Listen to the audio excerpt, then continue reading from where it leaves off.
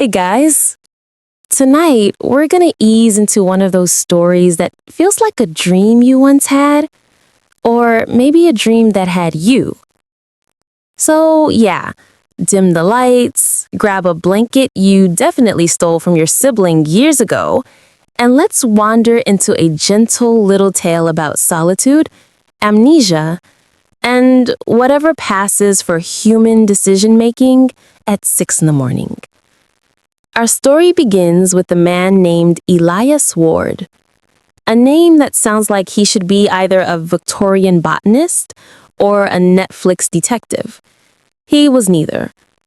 Elias was simply normal, comfortably average, the kind of man who bought the same brand of cereal for 12 years because he didn't want to get adventurous.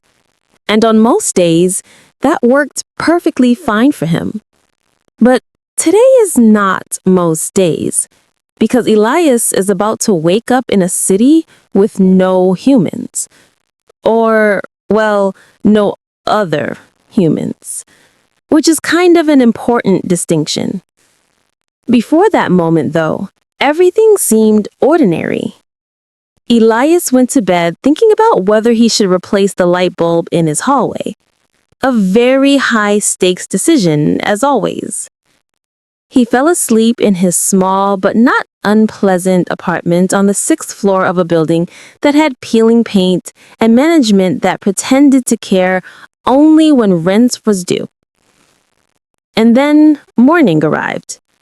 Soft, quiet, too quiet in that way that makes you wonder if the world forgot to turn itself on. Elias's eyes opened slowly.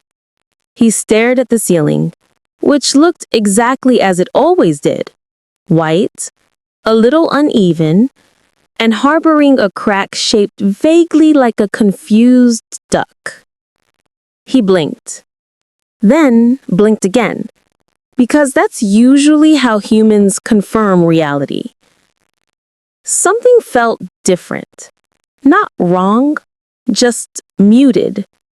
Like someone had put the entire world on low volume. Still, Elias got up, stretching in the very uninspiring way a man stretches when he knows nothing fun is scheduled for the day. He shuffled to the window, expecting to hear the usual chorus of honking cars, distant arguing, a dog that seemed to bark specifically at him every morning for no reason whatsoever. Instead, nothing. The kind of silence that felt staged, like the city was pretending to be quiet to impress him. He frowned, pressed his forehead lightly against the glass, and looked down. The street was empty. Not quiet, empty. No cars, even though it was supposed to be the early morning rush hour. No pedestrians power walking like they were being chased by their own deadlines. No elderly man doing his daily ritual of yelling at pigeons for existing. Just stillness. And pigeons, of course.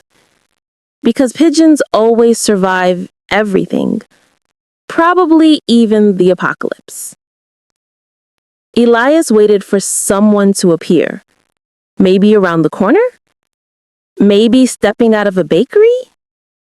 Maybe popping out of a random Uber. But the street stayed still. Sunlight slid between the buildings, lighting up a city that seemed perfectly intact, just lacking its humans. A little rude, honestly.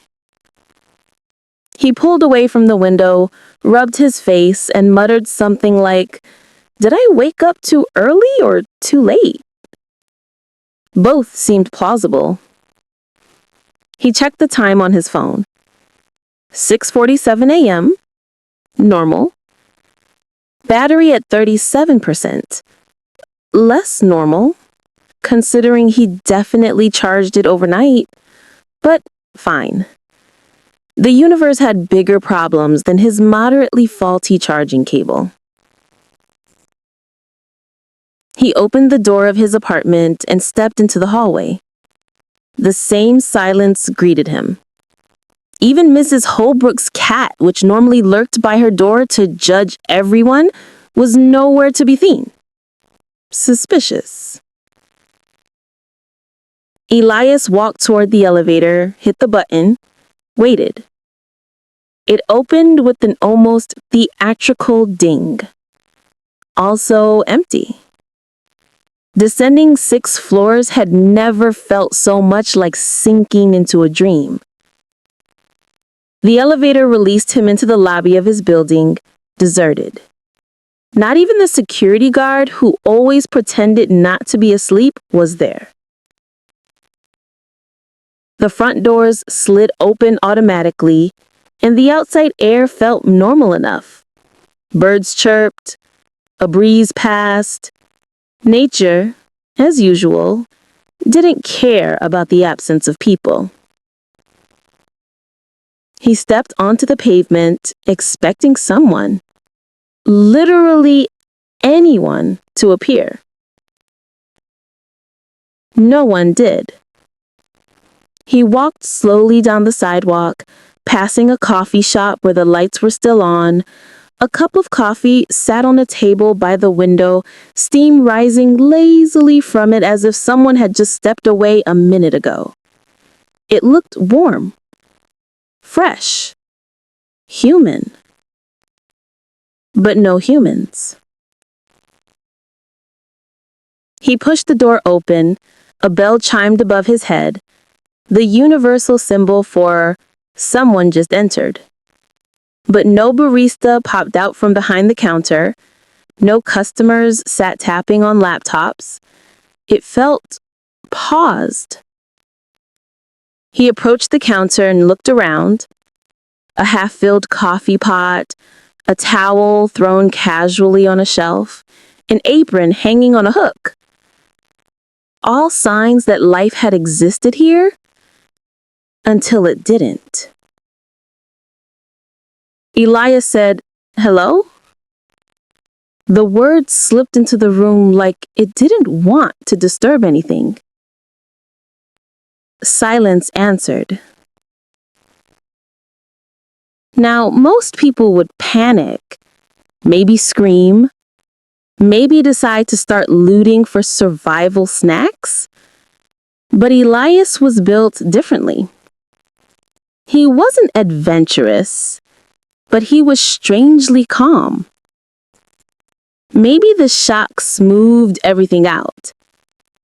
Maybe his brain was just slow in the morning. Or maybe he had finally reached the point in life where nothing surprised him anymore. He left the cafe and walked farther into the city.